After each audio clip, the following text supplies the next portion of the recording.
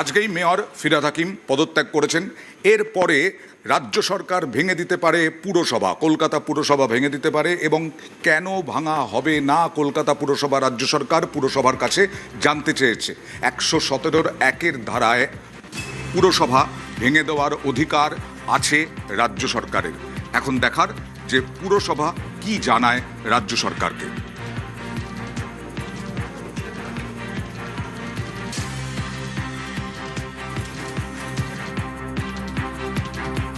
Mayor পদ থেকে ইস্তফা দিলেন ফিরহাদ হাকিম। তারপরেই যেটা ঘটতে চলেছে সেটা কিন্তু কলকাতা পুরসভার ইতিহাসে এক বিরল ঘটনা।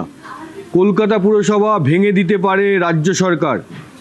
আবারও বলছি, কলকাতা পুরসভা ভেঙে দিতে পারে রাজ্য সরকার। কলকাতা পুর আইনের 117/1 ধারা অনুযায়ী এই কলকাতা পুরসভা ভেঙে দিতে পারে রাজ্য সরকার।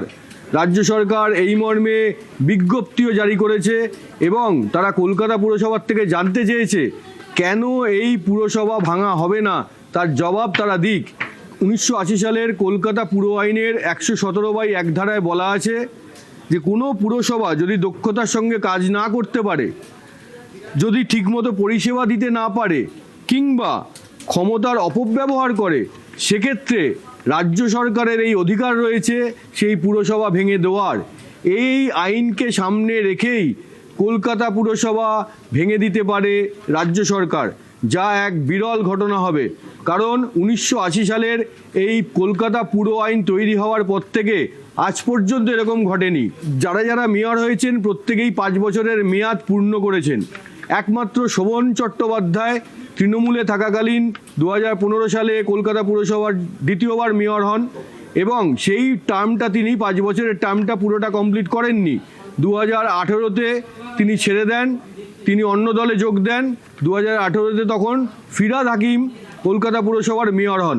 সেই ফিরহাদ হাকিম 2026-এ আজকে তিনি পদত্যাগ করলেন, মেয়র পদ থেকে ইস্তফা দিলেন। এরপরই যেটা খবর যে কলকাতা পুরসভা ভেঙে দিতে পারে রাজ্য সরকার।